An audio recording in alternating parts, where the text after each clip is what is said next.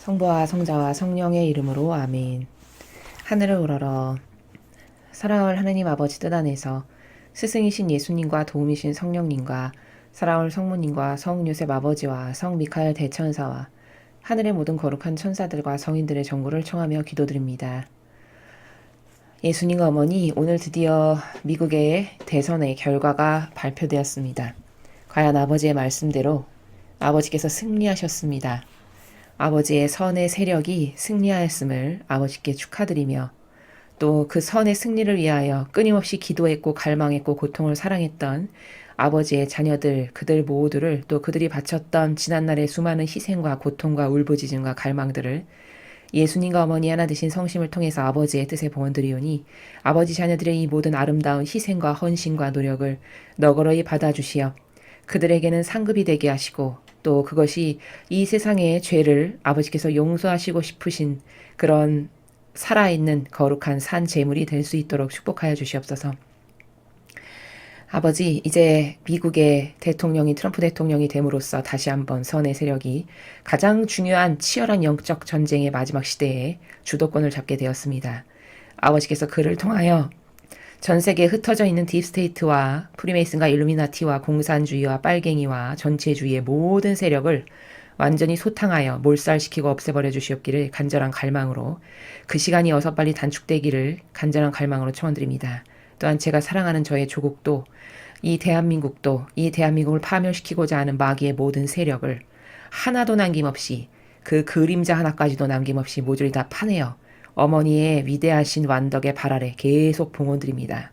또 거룩하신 예수님의 그 성혈을 이 대한민국에 살아가는 그리고 북한에 살아가는 모든 자녀들의 사고방식과 정신 그 위에 쏟아 붓사오니 그들을 지배하고 다스리는 마귀 세력을 철저히 파괴시키고 파멸시키며 없애버려 주시옵소서. 그리고 트럼프 대통령을 능가하는 아니 그것의 수십 배 수백 배를 능가하는 예수님 어머니의 정신과 가르침과 모범과 카리스마로 완전히 영적인 정신의 무장이 완벽하게 된 그런 영혼을 이 대한민국에서 솎아내시어 어서 빨리 저 쓰레기 집단인 마귀들을 끌어내리시고 아버지의 선의 세력인 그들이 대통령이 되게 하시고 각계각층의 리더와 CEO들과 주도권을 지닌 그런 리더들이 될 수 있도록 그런 사람들을 모조리 다 아버지 마음에 드는 영혼들로 바꿔주시옵기를 간곡한 갈망으로 청원드립니다. 아버지 축하드립니다. 그리고 감사드립니다. 이 모든 기도 우리 주 그리스도를 통하여 비나이다. 아멘. 성부와 성자와 성령의 이름으로 아멘. 안녕하십니까. 하나님의 뜻 선교의 윤피아 수녀입니다. 여러분이 대선의 결과를 알고 계실지 잘 모르겠습니다. 저희는 이제 유튜브와 다양한 매체를 통해서 트럼프 대통령의 대선의 승리가 확정됐다라는 것을 알고 여러분께 이 기쁨의 소식을 함께 전해드립니다. 진리를 모르는 사람이 듣기에는 그 남의 나라 대통령이 뭐 누가 되는 게 뭐가 그렇게 중요하냐 이렇게 생각하실 수 있을지 모르겠습니다. 그것은 영적인 세계를 전혀 모르는 사람의 이야기이고 영적인 세계에서는 본질의 나라에서는 전혀 이 나라와 무관하지 않습니다.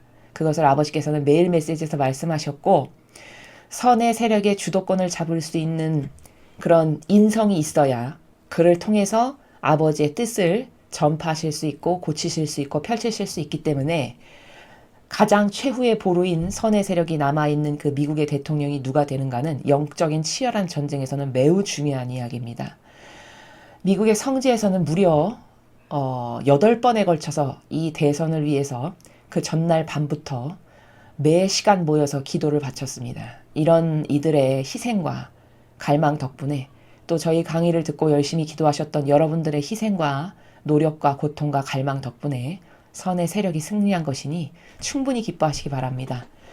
그리고 우리나라도 이제 이 마귀의 세력을 완전히 휩쓸어버리고 다시금 선의 세력이 주도권이 잡을 것을 갈망하고 기대하며 오로지 그것을 이루실 수 있는 분은 아버지 한 분뿐이시라는 것에 유일한 희망을 두면서 오늘도 아버지께서 우리에게 주시는 아름다운 신적 질서와 진리와 정말 그윽한 향기로 가득한 그 나라의 정신세계를 여러분과 함께 학습해 보도록 하겠습니다. 2020년 11월 4일 수요일입니다. 제1독서 사도 바오로의 필리피서 2장 12절에서 18절까지의 말씀입니다. 사랑하는 여러분, 여러분은 늘 순종하였습니다. 내가 함께 있을 때만이 아니라 지금처럼 떨어져 있을 때는 더욱더 그러야 했습니다. 그러므로 두렵고 떨리는 마음으로 여러분 자신의 구원을 위하여 힘쓰십시오. 하느님은 주님 호의에 따라 여러분 안에서 활동하시어 의지를 일으키시고 그것을 실천하게도 하시는 분이십니다. 무슨 일이든 투덜거리거나 따지지 말고 하십시오. 그리하여 비뚤어지고 뒤틀린 이 세대에서 허물 없는 사람, 순결한 사람, 하느님의 흠 없는 자녀가 되어 이 세상에서 별처럼 빛날 수 있도록 하십시오. 생명의 말씀을 굳게 지니십시오. 그러면 내가 헛되이 다름질하거나 헛되이 애쓴 것이 되지 않아 그리스도의 날에 자랑할 수 있게 될 것입니다. 내가 설령 하느님께 올리는 포도주가 되어 여러분이 봉헌하는 믿음의 제물 위에 부어진다 하여도 나는 기뻐할 것입니다. 여러분 모두와 함께 기뻐할 것입니다. 여러분도 마찬가지로 기뻐하십시오. 나와 함께 기뻐하십시오. 주님의 말씀입니다. 하느님 감사합니다. 바오로 사도의 서가는 주로 어떤 내용으로 이루어져 있냐면 격려와 칭찬과 위로와 사랑 이런 것으로 이루어져 있습니다. 여러분이 지금까지 저와 함께 읽으셨던 바오로 사도의 다양한 서간을 보면 다 거기에 주된 내용은 그들에게 격려하고 그들에게 용기를 북돋고 그들에게 사랑을 주고 칭찬을 하고 이런 어떤 자비의 관점적 나라에서 많은 말을 하는 것을 우리는 서간을 반복해서 본 사람이라면 그런 관점으로 확인할 수가 있습니다. 자, 여기서 우리가 주의해야 될 것은 두 가지입니다. 전하는 바오로 사도의 입장에서 봐야 될 첫 번째 관점이 있고 그것을 전해 듣는 성도의 입장에서 봐야 될 이런 두 번째 관점, 즉 말하는 자와 그것을 듣는 자의 각각의 관점에서 업그레이드 되어야 할 부분이 있다라는 겁니다. 자, 그럼 말하는 그 주님의 진리를 전달하는 바오로 사도의 관점에서는 어떤 것이 업그레이드 돼야 되냐? 지금 여기서 보는 것과 같이 이 앞에 페이지에서도 여러분은 순종하십시오. 내가 있을 때나 없을 때나 순종하십시오. 이런 구절이 있습니다. 자,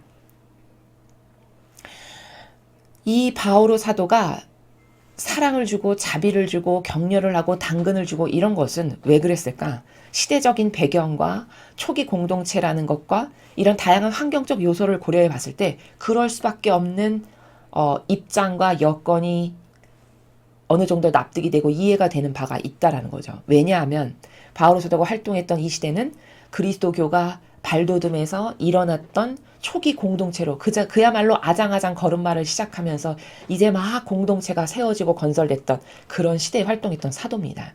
그러니 어떻게 해야 될까요? 아무것도 모르고 이제 겨우 세례를 받네 마네 이런 것을 논하는, 세례를 받아야 하네 말아야 되네 뭐 그리스도가 누군지도 모르는 이런 아주 어리디 어린 약하디 약한 병아리와도 같은 신자들을 규합하고 모으고 그들을 훌륭한 하느님의 자녀들로 이끌기 위해서는 어떻게 해야 될까요? 사랑부터 줘야 되겠죠. 당근부터 줄 수밖에 없는 겁니다.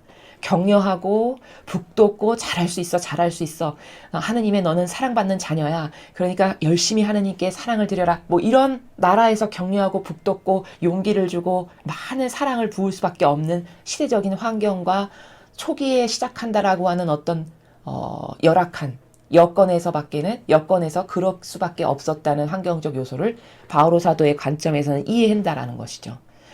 그러나 여기서 굉장히 조심하고 주의해야 될 것은 뭐냐? 지금의 시대에도 저렇게 사도가 되었을 때 어떤 성도들이나 따르는 사람들이나 주님의 자녀들을 이끌 때 저런 관점에서 인도한다. 그러면 굉장히 위험하다라는 겁니다. 왜 위험하냐면 저것은 시작해서 막 공동체가 움틀 때 상황이기 때문에 아직 아무것도 모르는 아장아장 걷는 아기에게 엄마가 사랑부터 주듯이 그럴 수밖에 없는 여건이었지만 지금은 무려 예수 그리스도께서 다녀가신 지 2000년이 지난 성화의 시대를 목전에 바라보고 있는 시대입니다. 그러므로 지금은 저 사도의 관점도 성숙하고 업그레이드가 되어야 한다는 것이죠. 그러므로 지금 시대에서의 하느님의 일꾼이 해야 할 것은 저렇게 자비만을 주고 사랑만을 주고 격려만을 줄 것이 아니라 정의를 더 강력하게 주장해야 되는 시대라는 겁니다. 왜? 지금은 악이 상상할 수 없는 정도로 뛰쳐나와서 모든 사람을 속이고 농락하고 그래서 교란시키고 혼돈과 무질서를 초래하고 이래서 따라야 될 경계값을 다 허물고 그래서 뭐가 사랑인지도 모르고 뭐가 정인지도 모르고 뭐가 진리인지도 모르는 이런 혼돈 자체를 마귀가 만드는 시대이기 때문에 이 시대에 그 어떤 것 봐도 중요한 것은 정의라는 거죠. 주님의 진리의 근거에서 무엇이 옳은가 그른가를 따지는 정의가 없으면 그것은 죽은 것과 같은 겁니다. 영혼의 관점에서 봤을 때. 여러분 사람이 참 착각하기 쉬운 게 뭐냐면 사람들은 이런 관점이 있습니다. 누가 착해. 저 사람 법 없이도 살 착한 사람이야. 이런 말씀 많이 하시죠. 그런데 여러분 그 착하다는 관점이요. 굉장히 조심하고 무서운 관점이어야 됩니다. 영적 세계에서는. 왜냐? 여러분 착한 것이 주님의 진리로부터 맺는 열매가 없다. 그런 건 착한 게 아닙니다. 그건 악입니다. 무슨 말이냐? 예를 들어서 문재인 씨나 박원순 씨나 이 시대의 수많은 자비로운 탈을 쓴 정치인들을 잘 보십시오. 그들을 개인적으로 만나는 이웃 주민들은 한결같이 그들에 대해서 뭐라고 하냐? 착한 분이야. 법 없이도 살 뿐이고 이 세상에 저런 정치인 없어. 이렇게 말한다는 겁니다. 그럼 뭘까? 그들이 1대1로 개인적으로 만났을 때는 끊임없이 자비와 사랑만을 말하고 격려만을 하는 그 관점밖에는 볼 수 있는 게 없죠. 그리고 그 관점으로 그들을 속여놨고 그들의 경계를 다 무장해제시켰기 때문에 그 관점으로 보는 사람의 입장에서는 하염없이 착해 보인다는 거죠. 근데 진짜 착하냐? 본질적으로도 착하냐? 이때는 이제 맺은 열매를 따져봐야 된다는 거죠. 진짜 저 사람이 선량한가라는 것을 볼 때. 근데 맺은 열매가 주님의 진리의 관점에서 봤을 때 나라를 위해서 희생을 했거나 나라를 위해서 국가의 어떤 이익을 위해서 자기를 희생하는 그런 것으로부터 맺은 열매가 하나도 없다. 오히려 국가의 어떤 이런 재력을 다 탕진하고 좀먹게 하고 점점점 더 무질서한 나라로 만들고 전체주의로 만들어가는 것만 가득하다 맺은 열매가. 그럼 이건 착한 게 아니죠. 이거는 악 중에서도 가장 사악하고 악독한 악입니다. 사람을 속이는. 그러나 1대1로 만난 주변의 사람들은 착해. 법 없이도 살 뿐. 이렇게 말한다는 거죠. 그럼 이것의 큰 차이는 뭐냐? 관점이 없다는 겁니다. 무엇을 올바르게 바라볼 수 있는 인식의 기준이 없다라는 뜻이죠. 그저 착해. 법 없이도 살 뿐이야. 이 사람은 뭘로 그렇게 판단해서 말하는 거죠? 자기 감정. 자기가 평소에 보아와서 좋다라고 입력해서 입메모리 해놨던 어떤 정서의 나라. 그 나라에서 착해. 법 없이도 살 뿐이야. 저런 정치인은 없어 서민적이야. 이렇게 말하는 게 그게 주님의 이런 성경에서 배우는 탁월한 진리의 어떤 따라야 될 퍼펙트한 기준에 의해서 그렇게 말하는 게 절대 아니라는 겁니다. 병든 자기의 기호와 감정이 봤을 때 자기에게 잘해주니까, 자기에게 친절하니까, 자기에게 유익이 되는 어떤 것을 주니까 착하다고 본다는 이게 따라야 될 기준이고 가치라는 겁니다. 그러나 주님의 공정하신 진리에 근거한 정의의 관점에서 봤을 땐 착하기는커녕 모든 사람을 속이는 악 중에서도 가장 사악하고 악독하고 영혼을 죽이는 그런 바리새야 율법학자가 지니고 있었던 악 중에서도 악이라는 거죠. 그런 사람들이. 그래서 예수님은 창녀와 세리와 병자는 친하게 지내셨어도 가까이 하셨어도 바리새야 율법학자는 늘 징계하시고 훈계하셨습니다. 여기서 드러나는 진실이 뭐냐? 모두가 부족하죠. 그러나 어떤 악은 절대로 수용할 수 없는 역겹고 토악질이 나는 악도 있다는 겁니다. 그게 바로 뭐냐? 그게 위선자, 모두를 속이는, 하느님을 팔아서 밥 먹고 사는데 진짜 하느님을 위해서 한 것은 아무것도 없는 이런 위선자. 나라를 팔고 착한 척 온갖 서민 코스프레 다 하는데 나라를 위해서 맺은 열매는 하나도 없고 나라를 점점 병들게 하는 이런 위선자. 이건 절대로 용서할 수 없는 저주받아 마땅한 죄악이라는 겁니다. 그래서 예수님이 차라리 창녀, 세리, 병자, 문둥병자 이런 사람들에게는 다가가시기도 하고 고쳐주시기도 하고 용서도 하셨지만 바리새야 율법학자는 잔치집에 초대해 가셔서 어떻게 하셨죠? 너 이런 사람 초대하면은 너는 절대로 하늘나라에 가서 받을 상이 없다. 오히려 면박 주셨어요. 오히려 지적하셨습니다. 왜일까요? 부족함의 종류가 어떤 부족함은 역겹고 하느님으로부터 반감을 사는 부족함도 있다는 겁니다. 근데 이 부족함이 다 뭐를 타고 역사하냐? 자비, 사랑 이런 것을 타고 역사해서 모든 인류를 속여먹는다는 거죠. 그래서 바오로 사도같이 이 시대의 하느님의 일꾼은 저렇게 자비만을 말한다. 그럼 큰일 난다는 겁니다. 저렇게 자비, 사랑, 여러분 잘하고 있어, 훌륭해, 더 잘해, 더 잘해, 하느님께 이렇게 만족스러운 사람이 되십시오. 하느님께 많은 선물을 받을 겁니다. 이런 말만을 한다면 영혼을 병든, 안 그래도 병든 감성으로 자비밖에는 모르는 이 시대의 병든 영혼을 점점 더 병들게 해서 정의라는 것은 아예 싹도 찾아볼 수 없을 만큼 죽여버리는 이런 역할을 자기도 모르게 하게 된다는 겁니다. 그래서 바오로 사도와 같은 영성이 이 시대는 맞지 않는다는 거죠. 저 시대에는 맞을 수 있었으나 또 저 시대의 시적 환경과 한계성의 가운데서는 저렇게 인도하는 것도 인간적 하나의 관점으로는 어느 정도 이해가 되는 면이 있으나 저런 정신과 저런 자세에서 오늘날도 하느님의 일꾼으로 산다는 것은 걸맞지 않고 시대의 흐름에 역행하는 거고 오히려 악을 부추기고 악을 수용하고 떠받들고 끌어안는 이런 매우 위험한 정신이다. 저 정신으로는 절대 이 마지막 악과 치열한 전투에서는 절대로 저 정신으로는 하나님의 일꾼으로 살아가면 안 된다는 것을 알아야 한다는 것이고, 두 번째, 저 말을 듣는 성도들의 관점에서는 어떻게 업그레이드가 되어야 되냐.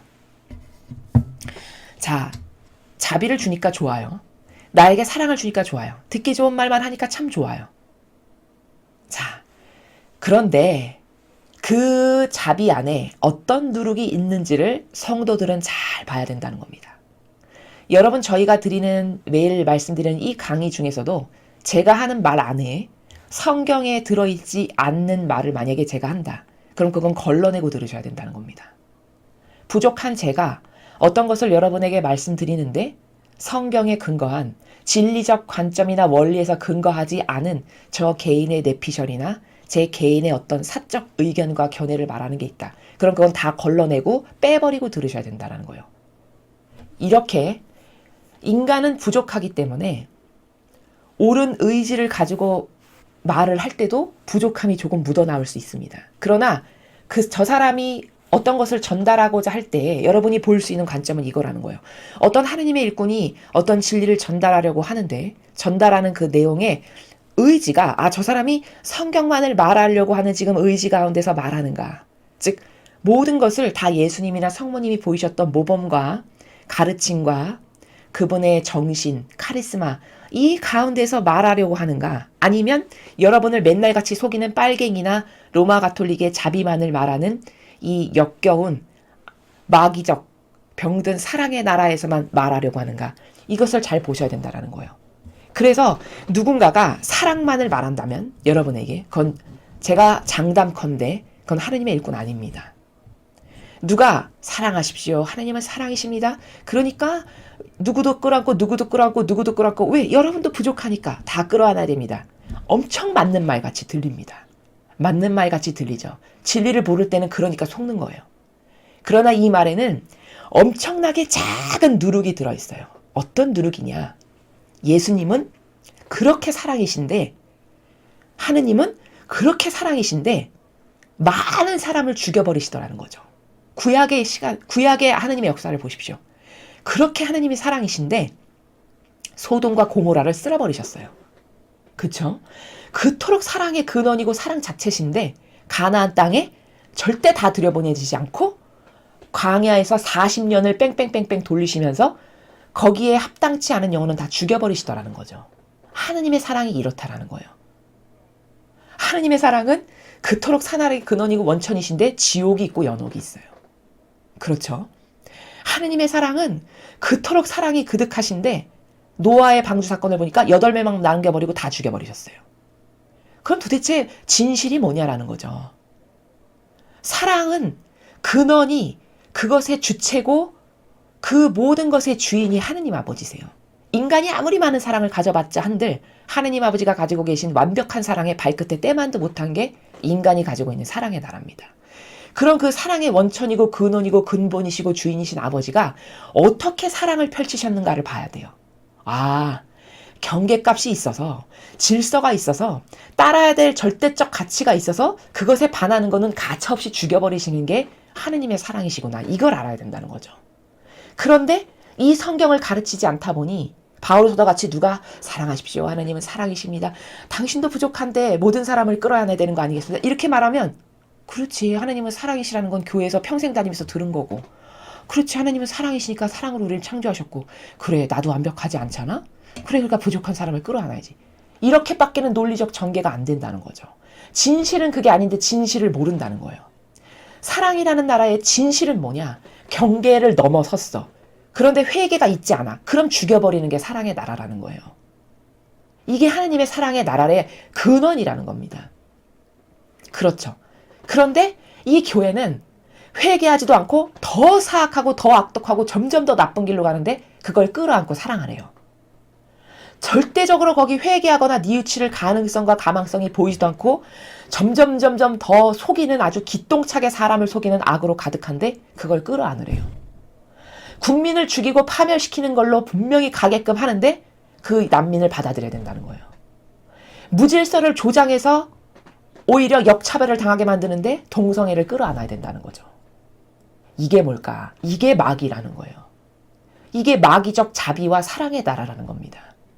그러므로 성도들이, 여러분들께서 어떤 사람이 하느님의 일꾼입니다라고 그걸 달고 나와서 뭘 전하는데 그저 자비만을 말해. 끊임없이 사랑합시다. 여러분은 하느님은 사랑이십니다. 어떤 기준이 없어, 절대값이.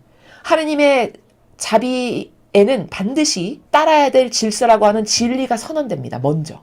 진리가 있어요. 경계값이 있어요. 신적 질서가 있어요. 성경에 다 나오죠. 그 질서가 있고 그 질서에 반할 때 가차없이 정의가 나가는 게 하나님의 사랑이에요.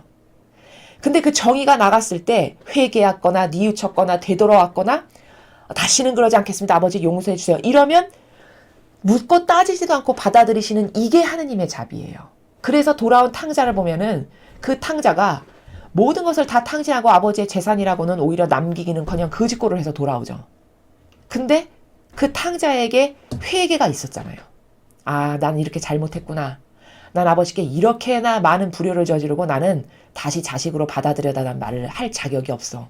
가서 종이라도 써달라 해야겠다. 진심으로 회개하고 뉘우치니까 그 아버지가 어떻게 하시던가요? 묻도 따지지도 않고 회개하면서 저 동구 밖에서 들어오는 것만 봐도 회개하는 걸 다 아시잖아요. 그냥 자비로운 사랑으로 받아들이시는 거예요. 회개했다라는 그것 때문에.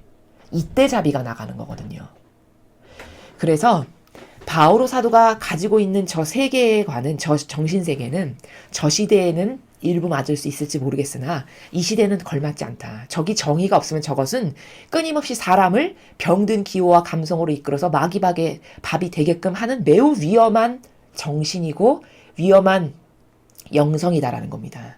듣는 사람도 마찬가지로 분별을 해서 들으시라는 거예요. 제가 여러분에게 말씀드리는 것은 누군가가 하느님의 이름으로 진리를 전할 때 저 사람이 말하는 게, 전달하고자 하는 게 과연 성경에 있는 건가?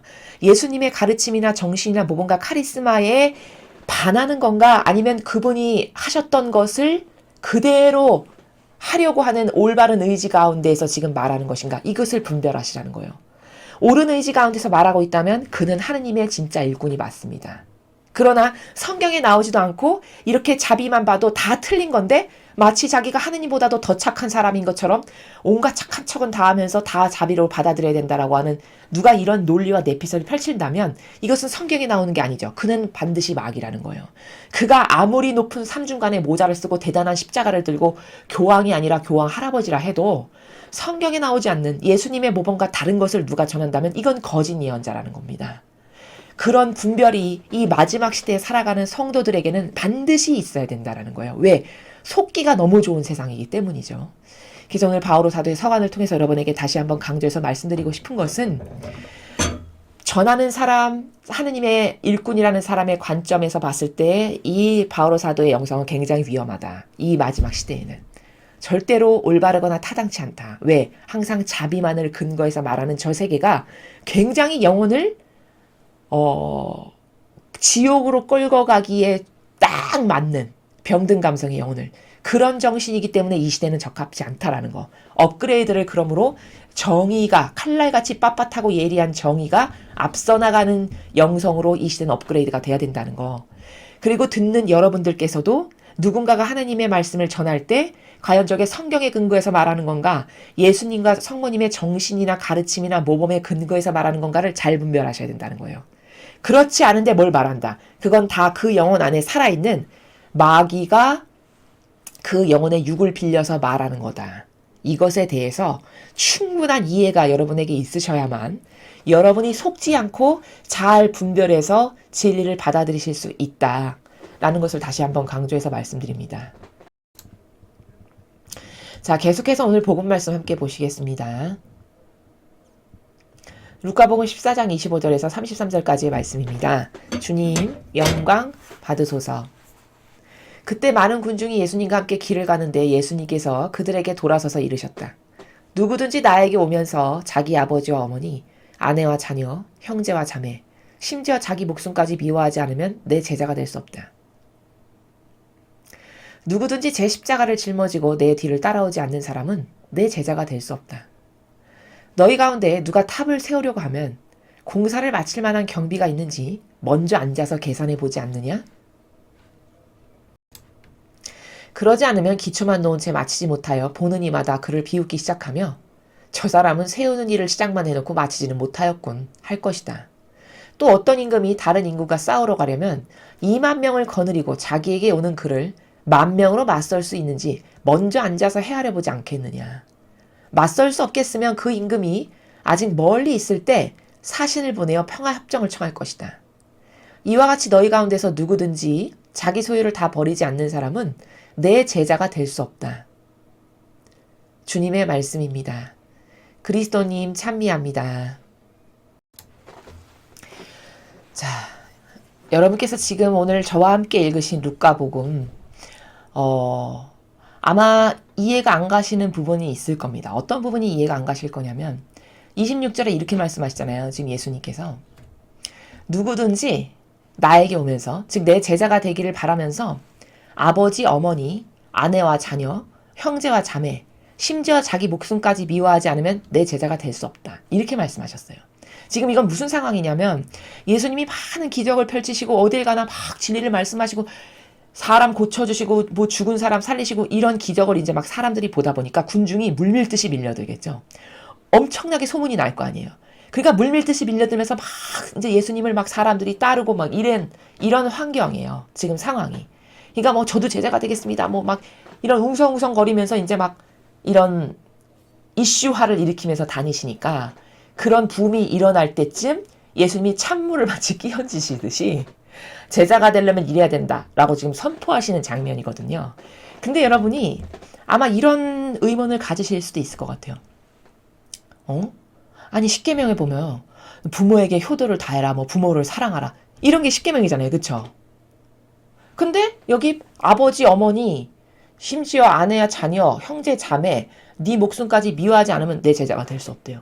아, 그럼 이건 뭐야? 십계명에선 부모를 사랑하고 공경하라며. 여기는 부모를 미워하지 않으면 제자가 될 수 없다 그러네. 도대체 이게 무슨 말일까? 이런 궁금증을 가지실 수 있을 거라는 거죠.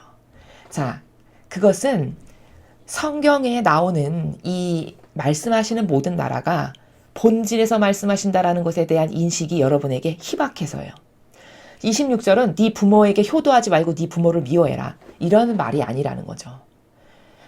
즉 제자가 되려면은 네가 나를 따르는 삶을 살고 싶어. 나와 같이 산 희생제물로 바쳐지는 삶을 네가 살기를 원해. 그러면 너는 어떤 것에서도 매여 있으면 안 된다라는 거예요. 심지어 네가 가장 소중하게 여길 너의 부모, 네 자녀, 자식, 뭐 아내, 너의 가장 가까운 피부치, 형제, 자매 이런 너의 가족에 이르기까지 심지어 너의 목숨까지도 네가 거기에 얽매여 있거나 연연하거나 그거에 애착과 집착을 하거나 이러면 절대 이 길을 못 간다라는 것을 말씀하시는 거예요.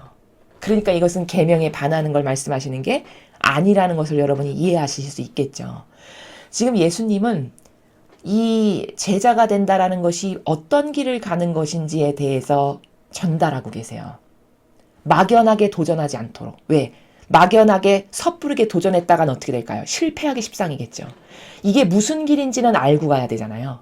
그러니까 이 길을 도전해보고 싶은 영혼이 있다면 내가 살아가는 이 길이 이게 어떤 정신세계를 걸어가는 길이고 무슨 가치를 추구하는 세계인지 네가 알고 도전해라 라고 지금 지침을 주시는 거예요. 근데 뒤에 많은 비유가 있어요. 지금 어떤 비유가 있냐면 여기 네가 뭐를 하기 전에 따져봐라는 거잖아요. 다. 뭐 기초만 놓은 채 마치지 못해서 너는 사람들이 비웃음을 당할 거다. 아니, 저 사람은 시작만 해놓고 하나도 못 맞췄네. 이렇게 비웃음 당할 거다. 또 어떤 임금이 다른 임금하고 싸우러 가려면은 따져보지 않겠냐. 이길지 질지를. 2만 명을 거느리고 나에게 적군이 쳐들어올 때 지금 나에게 가만히 있어봐. 10,000명밖에 없는데 내가 저 2만 명의 적하고 맞서서 이길 수 있을까? 이걸 먼저 따져보는 게 맞는 거라는 거죠. 예수님의 말씀은. 그렇게 따지고 분별을 해봐야 된다는 거예요. 근데 만약에 자신이 없어. 그러면 어떻게 해야 될까요? 지혜로운 임금이라면 저기 아직 도착해서 싸움이 일어나기 전에 먼저 배빨리 사신을 보내서 우리 그러지 말고 당신이 원하는 거 뭐냐? 우리 이렇게 평화협정을 합시다. 이렇게 하는 게 지혜로운 임금이라는 거잖아요. 도대체 이 비유를 왜 드셨을까? 그건 바로 이거예요. 네가 나와 같은 이 삶이 이건 산 희생제물로 하느님께 완전히 바쳐지는 삶인데 그러려면 너는 네 가족, 친척, 이웃, 네가 가장 사랑한다라고 하는 부모, 형제, 자식에 이르기까지 그들로부터 완전히 속박되어 있거나 집착되어 있거나 애착되어 있거나 이런 게 다 그런 것을 서부터 완전히 벗어나서 자유인이 되어야 하고 심지어 네 목숨까지도 미워야 돼. 그럼 자기 목숨까지도 미워야 된다는 건 뭘까요?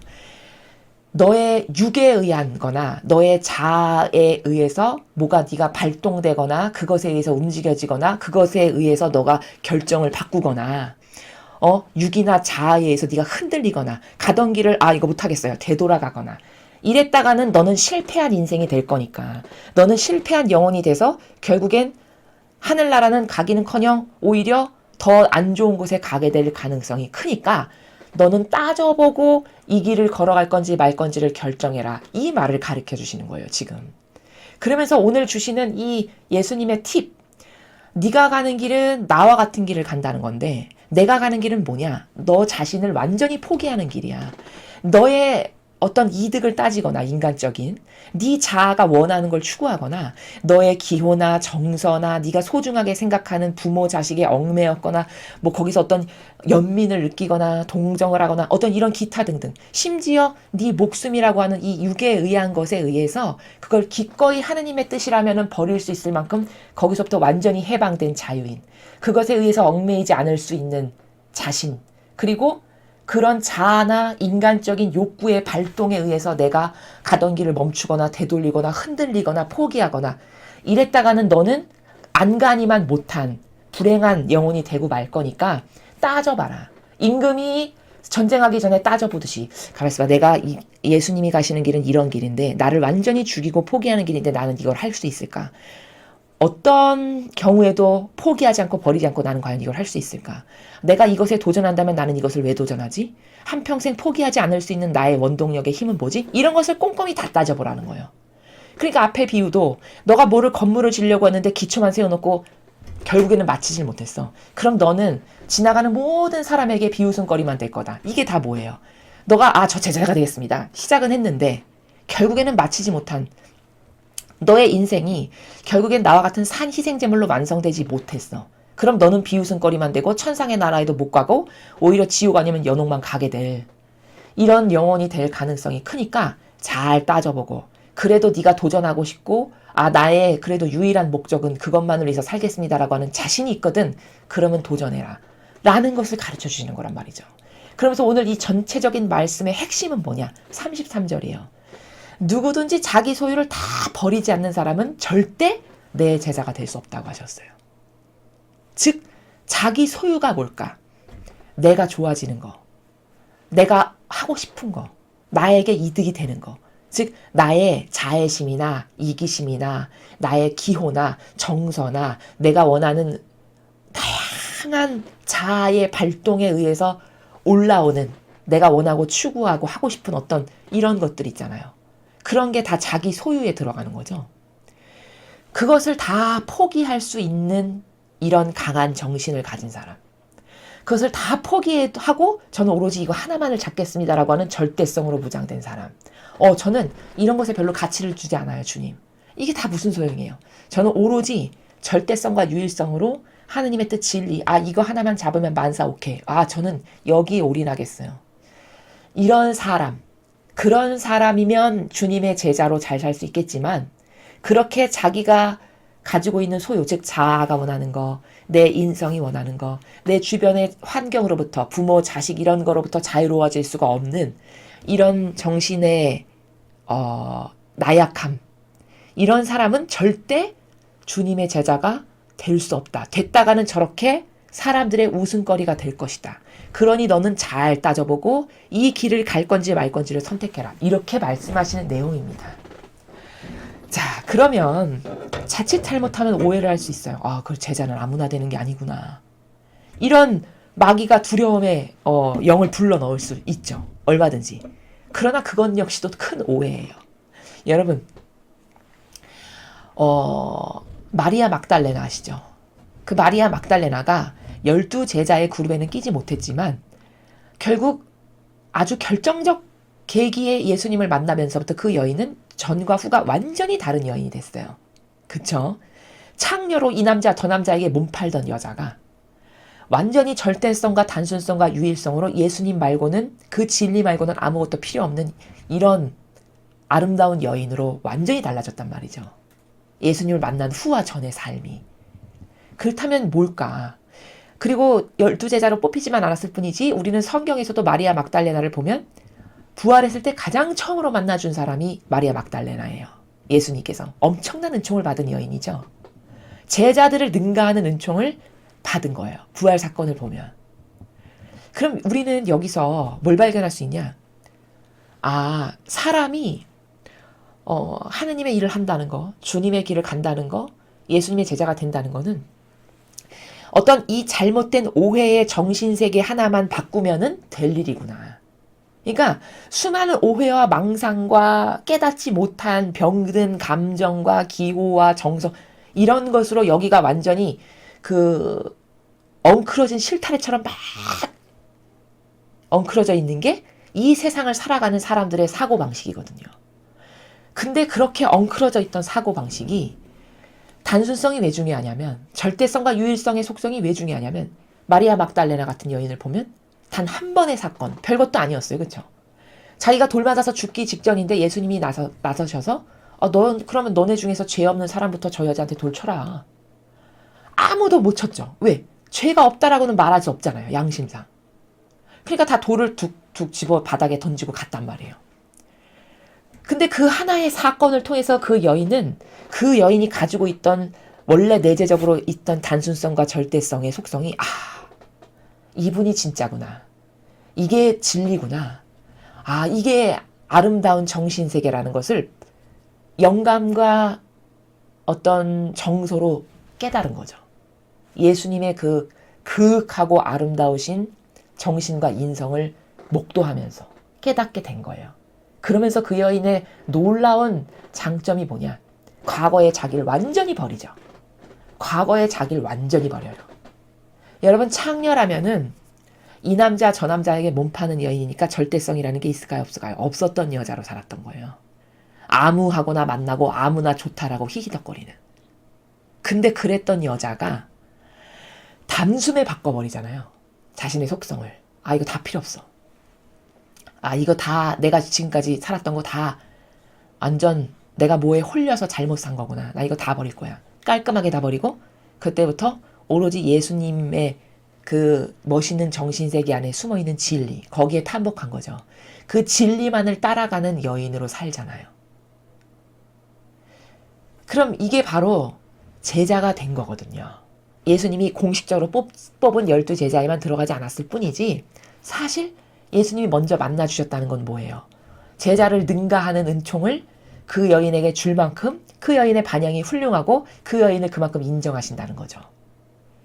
그러니까 누가 인정하건 말건 그때부터 그는 주님의 제자로 살아가기 시작하는 거예요. 그 여인은. 자기 본질의 마음 안에서는. 그러면은 이 사건을 통해서 우리가 깨달아야 될 건 뭘까?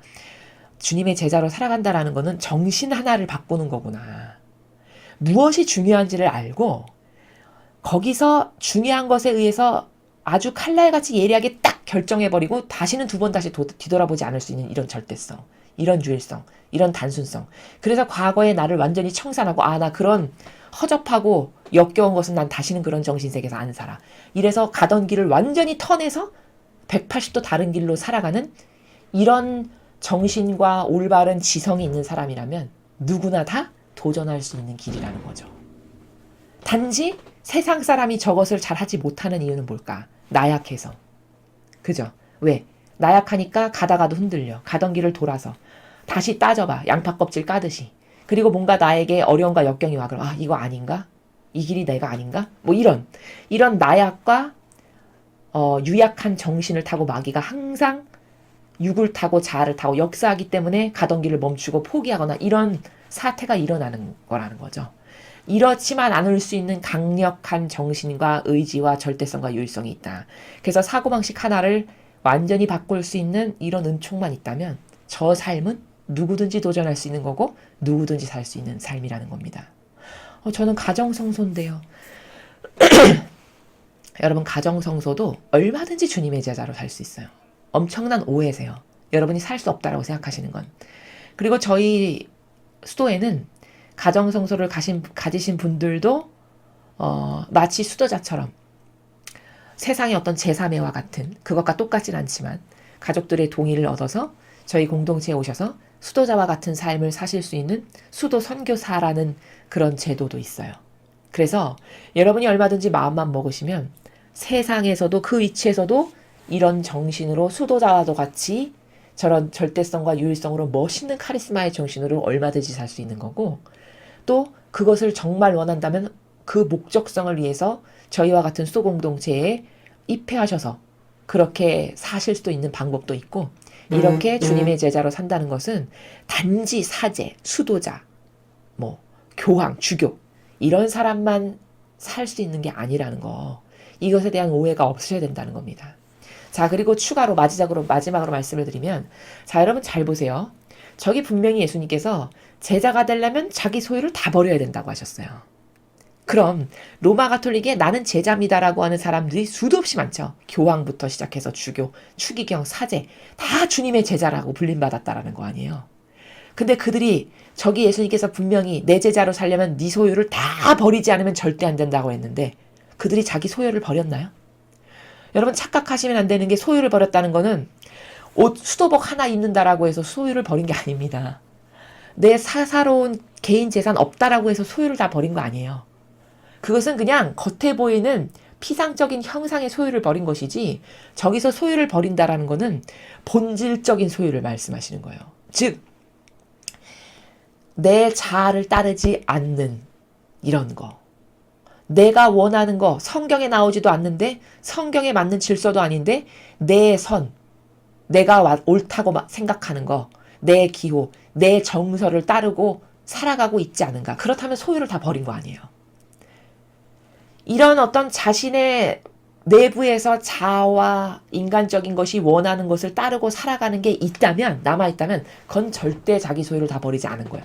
그러므로 제자라고 말할 수 없다라는 겁니다. 그럼 여러분, 이 교회 안에 사실은 제자가 아닌데 제자라고 속이는 사람이 얼마나 많은가 생각해 보세요. 실제적 본질적인 삶은 제자로 살고 있지 않잖아요. 자기 소유를 다 안 버렸으니까. 내 기호와 정서를 따르고 성경에 나와 있지도 않는데 나의 내피셜을 맨날 말해. 주님의 제단 위에서. 이런 진리만을 말해야 하는데 내가 옳다라고 생각하는 거, 정치 얘기, 신변 잡기적인 거, 무슨 경제 얘기, 온갖 주님의 정신하고는 반하는 것을 맨날 말해. 주님의 거룩한 제단에서. 그럼 이거 자기 소유 다 버린 거 아니죠. 근데 난 주님의 제자래. 그럼 이게 코미디죠. 이게 코미디예요. 이게 코미디 같은 삶을 자기가 살고 있지만 깨닫지를 못하는 거죠. 또 보는 사람들도, 신자분들도 진리를 모르다 보니까 저 사람 가짜네. 저거 말만 주님의 제자로 산다라고 집에 들어왔는데 실제적으로 주님의 제자로 살진 않네. 왜? 자기 소유를 다 버리지 않았잖아요. 다 자기 거 말하고 자기 내피셜 말하고 예수님의 모범처럼 살지 않고 그 의지로 예수님과 같이 가난과 치욕과 모욕과 십자가를 사랑하면서 성경에 나오지 않는 진리는 절대 따르지 않는 이런 정신으로 살아가고자 하는 옳은 의지가 보이지 않잖아요. 그럼 자기 소유를 다 버리지 않은 거란 말이에요. 근데 난 주님의 제자래. 난 주교고 추기경이고 교황이고 사제야. 그러니 내 말을 따라야 돼. 여러분, 이게 얼마나 코미디입니까? 이게 앞뒤가 맞지 않는 코미디와 같은 삶을 살아가고 주장하는 건데 저건 잘못됐다 틀렸다라고 말하는 사람이 아무도 없어요. 이 교회. 이게 뭘까? 그만큼 분별할 수 있는 눈이 다 죽어버렸기 때문에 저게 분명히 옳지 않은 삶인데, 이렇게 성경의 근거에서 봤을 때 예수님이 여기 분명히 말씀하셨어요. 자기 소유를 다 버리지 않으면 절대 제자 아니라고. 근데 거기 자기 소유 하나도 안 버렸는데, 심지어 이 교회의 가장 우두머리고 높다라고 해서 수많은 사람으로부터 존경과 영예와 영광은 다 받는 교황이 성경에 나오지 않는 걸 말하는데도, 그럼 자기 소유를 다 버린 거 아니잖아요. 그렇죠? 자기 내피셜 말하고 자기 기호 정석, 자기 기준을 맨날 말하잖아요. 동성애 받아들여야 된다라고 하고, 차별금지법, 이거 좋은 거라고 하고, 근본주의자, 성경만을 따르자라고 하는 게 근본주의자인데 그들한테 몽둥이 들지 않은 폭행하는 자라고 하고, 그쵸? 난민, 내 자국의 국민에게 심각한 해악을 가하는데 난민 받아들여야 된다라고 하고, 이거 다 성경에 없는 거죠. 이거 신적 질서에 다 위배되는 거잖아요. 그쵸? 그런 말을 맨날 하는데도 그게 신 같은 존재라는 거예요. 그럼 이게 뭘까? 성경에 여기 33절에 이렇게 버젓이 써 있는데 이 말이 무슨 말인지를 몰라가지고 올바른 관점으로 분별하는 눈을 상실해서 시력이 제로인 거죠. 마이너스. 그래서 흐릿한 거예요. 저게 진짜인가 가짜인가 보는 관점이. 그래서 남들이 진짜라고 하니까 이 교회가 2000년 동안 교황은 이렇게 공경해야 된대. 그러니까 공경해야지. 이게 동물적 본능에 의해서 따라가는, 정말 지성인이라고는 볼 수 없는 병든 정서와 감성의 나라에서 뭐가 옳다 그르다를 말하는, 이게 21세기를 살아가는 우리들의 모습이라는 겁니다. 이게 얼마나 기막힌 건가. 주님이 주신 놀라운 지성이 이 정도로 개의 수준으로 바닥으로 떨어진 상태가 이 시대를 살아가는 사람들의 대다수의 별반 다르지 않은 정신이라는 거죠. 그래서 오늘 예수님께서 이 제자가 된다는 거는 어떤 거를 가는 거고, 그러려면 너는 따져보고 그 길을 가기 시작해라. 네가 가다가 포기할 거면 이런 말 하시잖아요. 너는 나를 몰랐던 게 낫다. 그거 엄청 무서운 말씀이거든요. 그게 무슨 말씀이시냐? 너는 나를 차라리 몰랐던 게 낫다. 이런 말씀이 있어요. 이게 뭘까? 주님의 집에 사제로 살기로 들어왔어요. 근데 똑바로 된 예수님을 닮은 정신의 올곧은 의지로 한평생 살지 못해서 마귀와 하나 되거나 자기 안에 있는 자아와 육적 기호를 따르는 마귀화로 변질이 돼. 이러면 차라리 너는 나를 몰랐던 게 낫다는 거예요. 왜? 차라리 세상에서 사제가 아닌 평범한 사람으로 착한 마음으로 어려운 이웃이나 돕고 살았으면 남을 속이는 죄는 안 저지르죠. 위선자적 죄는 안 저지를 거 아니에요. 많은 영향력을 끼치는 죄는 안 저지르죠. 근데 사제가 됐어. 그럼 어쩔까요? 이때부터 막중한 책임이 부여돼요. 왜? 남에게 엄청난 영향력을 끼칠 수 있는 자리죠. 게다가 저는 봉사하겠습니다라고 선언하고 선포하고 서약까지 했는데, 그러니까 수많은 사람들이 나를 하느님의 일꾼으로 떠받들고 대접해 주잖아요. 근데 그렇게 살지 않아. 그럼 이건 위선자죠. 이런 위선자, 남을 속인 죄, 이런 게 가중이 돼서 차라리 모르고 평범하게 소시민으로 착하게 산 사람보다 너는 더 지옥 가기 쉽다라는 말이에요. 엄청 무서운 말씀이거든요. 그러니까 누군가가 수도자가 된다는 거는, 누가 하느님의 일꾼이 된다는 거는 잘 살면 엄청 좋은 것이되, 만약에 잘 살지 못한다. 그러면 평범하게 열심히 성실하고 소박하고 아름다운 마음으로, 착하고 심성 고운 마음으로 어려운 불우이웃을 도우면서 살아가는 세상의 수많은 평범한 신자들보다도 지옥 가기가 더 쉽다는 거죠. 이게 절대적 가치와 기준이에요. 이걸 알고 도전해라 라는 거예요. 예수님이 오늘 말씀하시는 거는 네가 가는 길이 뭔지는 알고 도전해라. 그러면 로마 가톨릭의 수많은 사람들이 자신들이 가는 길이 뭔지 알고 도전했다면 이렇게 오늘날과 같은 상황에 이르진 않았겠죠. 그런데 자신들이 가는 길이 뭔지를 모르고 받았고 모르고 살아가는 거예요. 그러니까 이렇게 예수님이 성경에서 다 말씀하셨는데도 불구하고 이 거룩한 주님의 집에 와서까지도 자기를 위한 삶을 산다는 거죠. 이게 엄청 불행한 거라는 거예요. 스스로가 지옥의 불구덩이로 뛰어들어가고 있는 건데 자기만 깨닫지 못한다는 거죠. 그래서 오늘 여러분에게 말씀드리고 싶은 것은, 제자가 된다는 거는 이런 건데, 이 교회는 바로 이런 제자가 된다라고 하는 것은 이런 거니까 따져보고 네가 그래도 자신 있고 그것을 도전하고 싶은 욕망이 있어, 결기가 있고 열정이 있어. 그러면 너는 도전하고 그 정신으로 살아라. 이게 직분을 받은 사람들의 삶이에요. 또한 제자가 된다는 건 그럼 그런 사람만 살 수 있는 거냐? 아니라는 거죠. 여러분도 얼마든지 가정생활 하시면서 가정생활 하시면서도 얼마든지 진리만을 나는 따를 거야. 주님의 진리만이 오라. 내 기와 정서는 다 틀렸잖아. 어디서 온지도 모르고 받아들인 거잖아. 그게 성경에 나오는 질서도 아니잖아. 그러니 이걸 따르는 건 잘못된 거야. 라고 하면서 주님의 진리만을 따르고자 해. 그게 바로 제자의 삶이에요. 여러분이 각각 놓인 환경과 위치에서 얼마든지 사실 수 있다는 거죠. 그래서 우리는 이 마지막 시대는 정말 분별이 어렵고 어떤 누군가가 올바른 기준을 제시하는 사람이 없어요. 이 시대의 불행은. 사회의 원로다.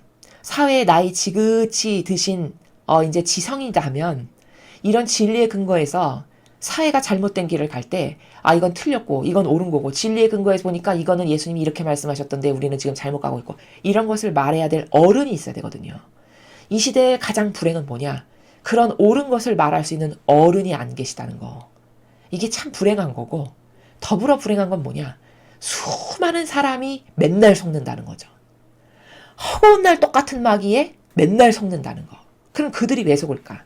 이렇게 올바른 것을 전하는 사람이 없으니까. 뭐가 자기를 부유하게 하고 뭐가 자기를 지옥으로 이끌어가게 하는 게 건지를 진실이 뭔지를 전하는 사람이 없다는 거예요. 그걸 전해야 될 의무는 교회에 있는데 교회에 어느 누구도 이걸 올바르게 전하지 않다 보니 사람들이 분별할 수 있는 눈도 없고 뭔가 옳은 것을 선택할 수 있는 어떤 지력도 점점 떨어지고 그저 본능에 의해서 좋아하는 것만을 한평생 따르며 살다 죽을 수밖에 없는 이런 안타까운 현실이 마지막 시대다 라는 것을 여러분께서 잘 깨달으시고 오늘 배우신 것을 여러분의 것으로 만드셔서 여러분의 정신을 매일 새롭게 하시는 것, 이것만이 유일한 희망이다. 이것만이 유일한 희망이고 그저 아버지께 매달리고 의탁하는 것만이 여러분의 영혼을 구원하실 수 있는, 마귀로부터 속지 않을 수 있는 유일한 희망이라는 것을 꼭 명심하셔서 그 정신의 나라에서 많은 아버지가 주시고자 하시는 사랑을 여러분의 것으로 만드시는 여러분들이 되셨으면 좋겠습니다. 이상으로 2020년 11월 4일 수요일 복음 해설을 마치겠습니다. 감사합니다.